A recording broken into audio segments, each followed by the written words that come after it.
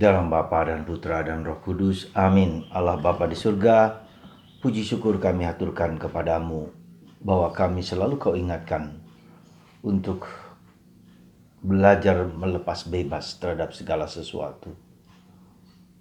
Semoga kami mampu untuk tidak terikat dan mengikat diri, untuk tidak tergantung kepada hal-hal duniawi, bahkan terhadap pikiran kami sendiri. Semoga hanya Engkaulah, hanya Putramu saja yang menjadi kekuatan kami. Terpujilah namamu kini dan sepanjang segala masa. Amin.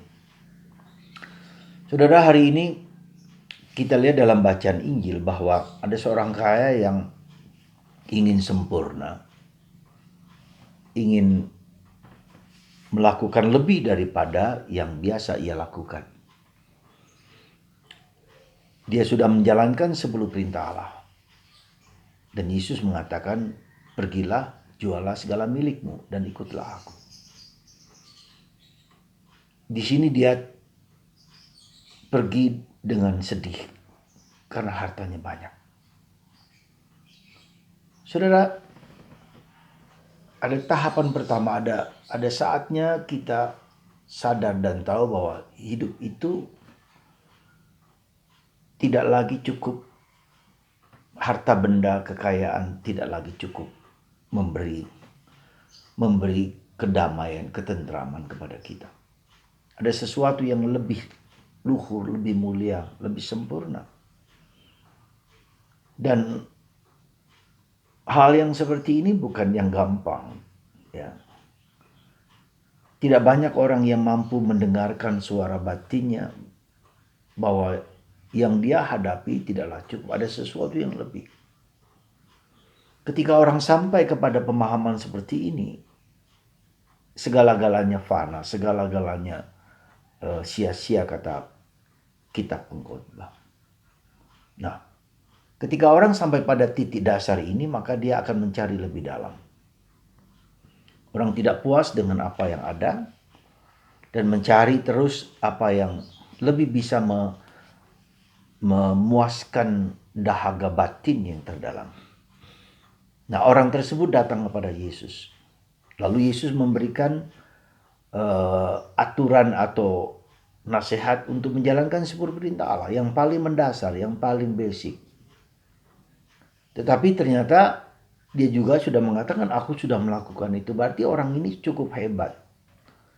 Cukup hebat mau menjalankan apa yang dikehendaki Tuhan secara basic, secara dasar, ya 10 perintah Allah.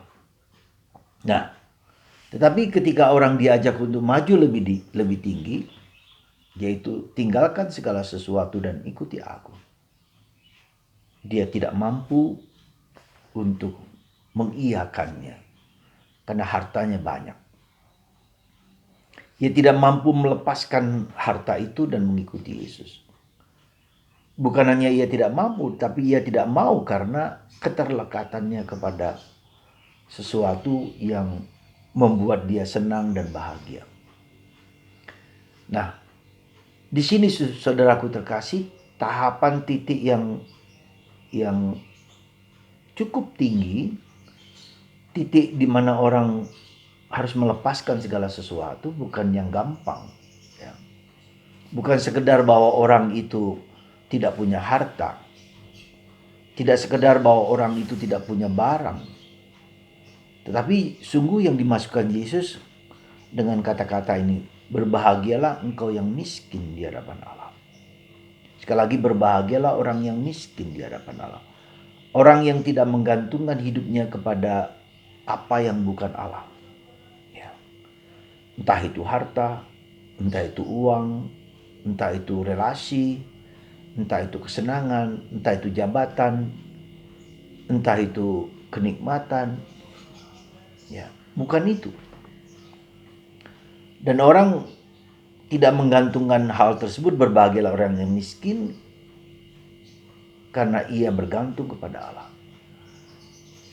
Kedamaian, kebahagiaan tidak berasal dari diriku sendiri, tidak berasal dari usahaku sendiri, tidak berasal dari kekuatanku sendiri atau kekuatan dunia bahkan, tapi kepada kekuatan. Berbahagialah orang yang miskin di hadapan Allah. Berbahagialah orang yang tidak bergantung ya, kepada sesuatu yang manusiawi, alamiah.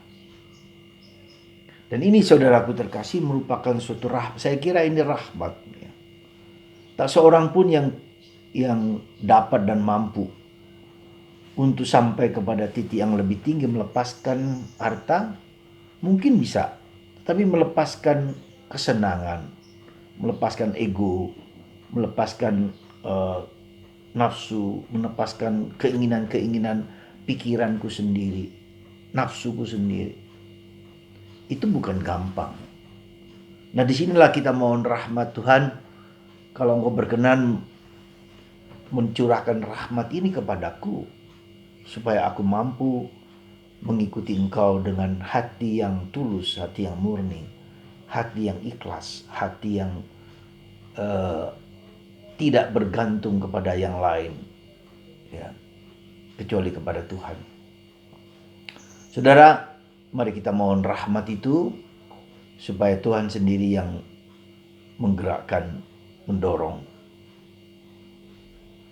dan mencurahkan rahmat kita untuk melepaskan segala-galanya. Pikiran, perasaan, ego. Kita tidak lagi mengontrol, tidak belajar mengontrol kehidupan. Tapi membiarkan Tuhan merancang, menggunakan hidup kita sesuai dengan kehendaknya. Karena yang menjadi fokus lagi bukan lagi kehendakku, tapi kehendak Tuhan. Yesus sendiri juga melepaskan ya, keinginan dan kemauannya, hanya taat kepada kehendak Tuhan. Bunda Maria, Santo Yosef, dan orang kudus lain. Semoga Anda dan saya dan kita semua belajar meninggalkan segala sesuatu untuk Kristus dan demi Kristus. Tuhan memberkati kita semua. Bapa dan Putra dan Roh Kudus. Amin.